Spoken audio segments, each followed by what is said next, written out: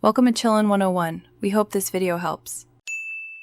You start by turning each active inequality into its boundary line and numbering them so you can pair them systematically.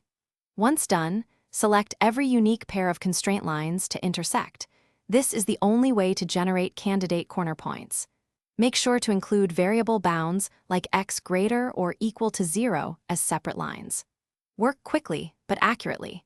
Writing the equations first prevents missing intersections later, and numbering pairs avoids duplication while keeping the process organized. Now solve every selected pair for x and y using elimination or substitution. This gives raw intersection coordinates you will test. If two lines are parallel, note there is no unique intersection. If coincident, the pair yields infinitely many points, and you must use endpoints or other constraints. Once you have coordinates, do not round yet. Keep exact values while checking feasibility. After computing, immediately check each point against every original inequality to confirm it lies inside the feasible region. With feasible corner points identified, evaluate your objective function at each one. Compare values directly to find the optimum. Make sure to include boundary corners created by variable bounds.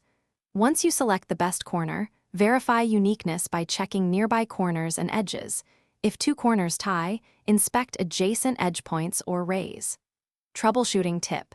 If you see degenerate or infinite solutions, trace which constraints are redundant or parallel, and reevaluate using constraint elimination to isolate true extreme points.